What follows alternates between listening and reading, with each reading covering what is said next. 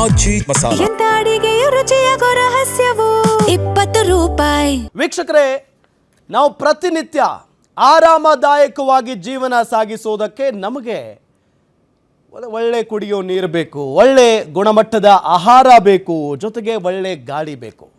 But ಇವುಗಳಲ್ಲೇ ಕಲಬೆರಕೆ ಆಗಿಬಿಟ್ರೆ ನಮ್ಮ ಜೀವನ ಹೇಗೆ? ಜಸ್ಟ್ ಇಮ್ಯಾಜಿನ್ ಮಾಡ್ಕೊಳ್ಳಿ. ಈಗ ನಮ್ಮ ದೇಶದ ಹಲವು ರಾಜ್ಯಗಳಲ್ಲಿ ಕೆಲವೊಂದಿಷ್ಟು ಆಹಾರ ಪದಾರ್ಥಗಳನ್ನು ನಿಷೇಧ ಮಾಡಲಾಗಿದೆ. ಅದರಲ್ಲಿ ಭಾಳ ಪ್ರಮುಖವಾಗಿ ಪನೀರ್, ಭಾಳ ಇಷ್ಟಪಟ್ಟು ಬಹಳಷ್ಟು ಜನ ತಿನ್ನುವಂಥ ಪನೀರ್ ಮಸಾಲ, ಪನೀರ್ ಅದು ಇದು ಅಂತ ಹೇಳಿ ನಾವು ಹೋಟೆಲ್ಗೆ ಹೋಗಿ ಆರ್ಡರ್ ಮಾಡ್ತಾ ಇರ್ತೀವಲ್ಲ, ಅದರಲ್ಲಿ ಕಲಬೆರಕೆ ಆಗುತ್ತೆ ಅಂತ ಅಂದರೆ ನಂಬ್ತೀರಾ? ನಂಬಲೇಬೇಕು. ಭಾಳ ದೊಡ್ಡ ಮಟ್ಟದ ಅಕ್ರಮ ನಡೀತಾ ಇದೆ, ಕಲಬೆರಕೆ ನಡೀತಾ ಇದೆ. ಇಂಥವುಗಳನ್ನು ತಿಂದರೆ ನಮ್ಮ ಆರೋಗ್ಯ ಎಷ್ಟರ ಮಟ್ಟಿಗೆ ಹದಗೆಡಬಹುದು, ಜಸ್ಟ್ ಇಮ್ಯಾಜಿನ್.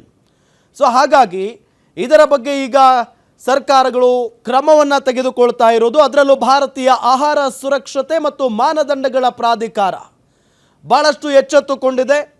ಜೊತೆಗೆ ತನ್ನ ಉತ್ಪನ್ನಗಳಲ್ಲಿ 100% ಶುದ್ಧ ಅಂತ ಹೇಳಿಕೊಂಡು ಜನರಿಗೆ ಸುಳ್ಳನ್ನು ಹೇಳ್ತಾ ಮೋಸ ಮಾಡ್ತಾ ಇರುವಂಥ ಕಂಪನಿಗಳಿಗೆ ಉತ್ಪನ್ನಗಳನ್ನು ಇನ್ನು ಮುಂದೆ ಮಾರಾಟ ಮಾಡಂಗಿಲ್ಲ ಅಂತ ಹೇಳಿ ಆರ್ಡರ್ ಮಾಡಿದೆ.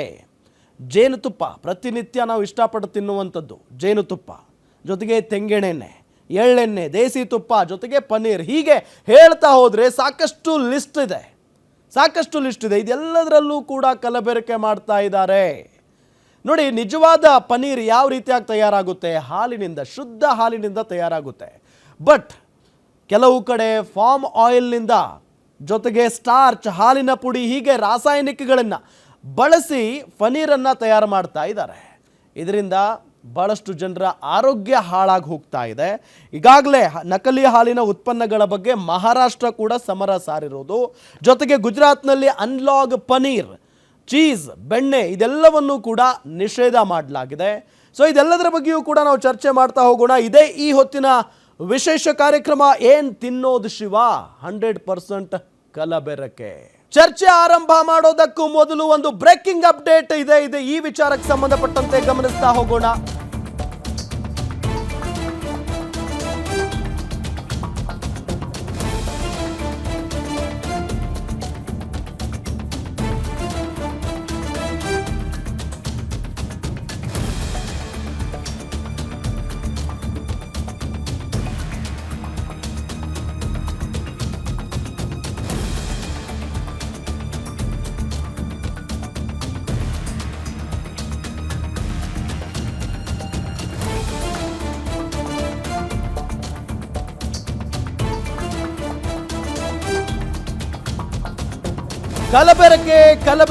ಕಲಬೆರಕೆ ತಿನ್ನೋದೆಲ್ಲವೂ ಕೂಡ ಕಲಬೆರಕೆ. ಜೇನು ತುಪ್ಪ ತಿನ್ನಂಗಿಲ್ಲ, ಎಣ್ಣೆ ಒಗ್ಗರಣೆ ಹಾಕಂಗಿಲ್ಲ, ಚೀಸ್ ತಿನ್ನಂಗೇ ಇಲ್ಲ. ಹೆಸರಿಗಷ್ಟೇ ಸಾವಯವ, ತಿಂದ್ರೆ ನೀವಾಗ್ತೀರಾ ಶವ. 100% ಪ್ಯೂರ್ ಅನ್ನೋದೆಲ್ಲ ಸುಳ್ಳು. ಬಣ್ಣ ಬಿಡುತ್ತೆ ಲವಂಗ, ಜೀವ ತೆಗೆಯುತ್ತೆ ಜೀರಿಗೆ, ಮಸಾಲೆನೇ ಕಲಬೆರಕೆ. ಡಾಬರ್ ಕಂಪನಿಯ ಹಲವು ಉತ್ಪನ್ನಗಳಿಗೆ FSSAIನಿಂದ ನಿರ್ಬಂಧ ಹೇರಲಾಗಿದೆ. ಜೇನುತುಪ್ಪ, ಚ್ಯವನ್ಪ್ರಾಶ್, ಪುದೀನ, ಹಾಜ್ಮೋಲಾ ಬ್ರಾಂಡಿಂಗ್ ನಿರ್ಬಂಧ ವಿಧಿಸಲಾಗಿದೆ. ಲವಂಗ, ಓಂಕಾಳು, ಸೋಂಪು, ಜೀರಿಗೆ, ಸಾಸಿವೆ ಎಲ್ಲವೂ ಕೂಡ ಕಲಬೆರಕೆ. ಹಣ್ಣಿನ ರಸ, ಹಲವು ಉತ್ಪನ್ನಗಳ ಪ್ಯಾಕೆಟ್ಗಳ ಮೇಲೆ ಬ್ರಾಂಡಿಂಗ್ಗೆ ನಿರ್ಬಂಧವನ್ನು ವಿಧಿಸಲಾಗಿದೆ. ಕೃತಕ ಚೀಸ್ಗೆ ನಿರ್ಬಂಧ ಹೇರಿ ಮಹಾರಾಷ್ಟ್ರ ಸರ್ಕಾರ ಹೊಸ ಕಾನೂನನ್ನ ತಂದಿದೆ. ಸ್ಫೋಟಕ ಸತ್ಯ ಹೊರ ಹಾಕಿದೆ ಈಗ ಭಾರತೀಯ ಆಹಾರ ಸುರಕ್ಷತೆ ಮತ್ತು ಮಾನದಂಡಗಳ ಪ್ರಾಧಿಕಾರ. ಇಂಥ ಜಾಲಗಳನ್ನ ಬಯಲಿಗೆಳೆಯುವಲ್ಲಿ ಖಾಕಿ ಪಡೆ ಯಶಸ್ಸು ಕಾಣ್ತಾ ಇದೆ. ಹೈದರಾಬಾದ್ನಲ್ಲಿ ಬೃಹತ್ ಪ್ರಮಾಣದ ಕಲಬೆರಕೆ ಜಾಲವನ್ನ ಪತ್ತೆ ಹಚ್ಚಲಾಗಿದೆ. ಹೈದರಾಬಾದ್ನಲ್ಲಿ ಈ ಕಲಬೆರಕೆ ಜಾಲ ಪತ್ತೆಯಾಗಿದ್ದೇ ತಡ ಎಲ್ಲ ರಾಜ್ಯಗಳ ಪೊಲೀಸರು ಅಲರ್ಟ್ ಆಗಿದ್ದಾರೆ. ಆ ನಿಟ್ಟಿನಲ್ಲಿ ಎಲ್ಲೆಲ್ಲಿ ಕಲಬೆರಕೆ ಜಾಲ ಇದೆಯೋ ಎಲ್ಲವನ್ನು ಬಯಲು ಮಾಡುವಂತ ಕೆಲಸಕ್ಕೆ ಮುಂದಾಗ್ತಾ ಇದ್ದಾರೆ.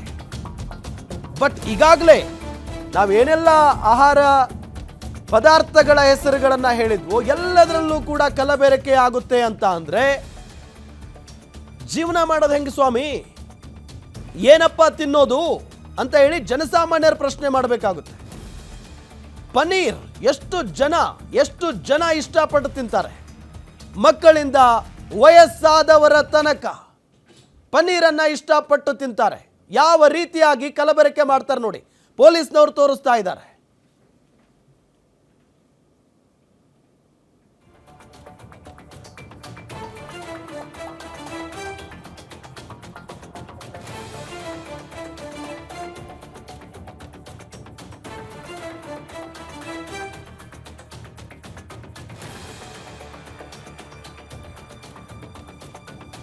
ಈಗ ಕೃತಕವಾಗಿ ಪನ್ನೀರನ್ನ ತಯಾರು ಮಾಡಲಾಗ್ತಾ ಇದೆ. ಅನ್ಲಾಗ್ ಅಂತ ಹೇಳಿ ಕರೀತಾರೆ, ಅನ್ಲಾಗ್ ಪನ್ನೀರ್ ಅಂತ ಹೇಳಿ. ಅದನ್ನು ಹೆಂಗೆ ತಯಾರಿಸ್ತಾರೆ ನೋಡಿ. ನೈಜ ಹಾಲಿನಿಂದ ಪನ್ನೀರನ್ನ ತಯಾರು ಮಾಡಲ್ಲ ಇವರು. ಅಲ್ಲಿ ನಿಮಗೆ ತೋರಿಸ್ತಾ ಇದೀವಲ್ಲ ದೃಶ್ಯದಲ್ಲಿ, ಫಾರ್ಮ್ ಆಯಿಲ್, ಸ್ಟಾರ್ಚ್, ಹಾಲಿನ ಪುಡಿಯನ್ನ ಬಳಸ್ಕೊಂಡು ಪನ್ನೀರನ್ನ ತಯಾರಿ ಮಾಡ್ತಾರೆ. ಕೃತಕ ಪನ್ನೀರ್ ತಯಾರಿಕೆಗೆ ಗ್ಲಿಸರಾಲ್ ಮೊನೋಸ್ಟೋರಿಯೇಟ್ ಬಳಕೆ ಮಾಡ್ತಾರೆ. ರಾಸಾಯನಿಕ ಬಳಸಿ ತಯಾರಿಸುವ ಕ್ಷೀರೇತರ ಉತ್ಪನ್ನ ಇದು. ಅನ್ಲಾಗ್ ಪನ್ನೀರ್ಗೆ FSSAI ಅನುಮತಿಯನ್ನು ಕೊಡುತ್ತೆ. ಅನುಮತಿ ಕೊಡಲ್ಲ ಅಂತ ಅಲ್ಲ, ಅನುಮತಿ ಕೊಟ್ಟರೂ ಕೂಡ ಪ್ಯಾಕೆಟ್ ಮೇಲೆ ಅನ್ಲಾಗ್ ಪನ್ನೀರ್ ಅಂತ ನಮೂದಿಸಬೇಕು. ಅಗ್ಗದ ದರಕ್ಕೆ ಕೃತಕ ಪನ್ನೀರ್ ಮಾರಾಟ ಮಾಡ್ತಾರೆ. ಅಸಲಿ ಪನ್ನೀರ್ ಎಂದೇ ಮಾರಾಟ ಮಾಡ್ತಾ ಇದ್ದಾರೆ ವ್ಯಾಪಾರಿಗಳು. ಕೃತಕ ಪನ್ನೀರ್ನಲ್ಲಿ ಯಾವುದೇ ಪ್ರೋಟೀನ್ ಸಿಗೋದಿಲ್ಲ. ಪ್ರೋಟೀನ್ಗಾಗಿನೇ ಅಲ್ವಾ ಪನ್ನೀರನ್ನು ಭಾಳ ಇಷ್ಟಪಟ್ಟು ಜನ ತಿನ್ನೋದು. ಆದರೆ ಈ ಕೃತಕವಾಗಿ ಮಾಡಿರುವಂಥ ಪನ್ನೀರ್ನಲ್ಲಿ ಯಾವುದೇ ರೀತಿಯಾದಂಥ ಪ್ರೋಟೀನ್ ಸಿಗೋದಿಲ್ಲ.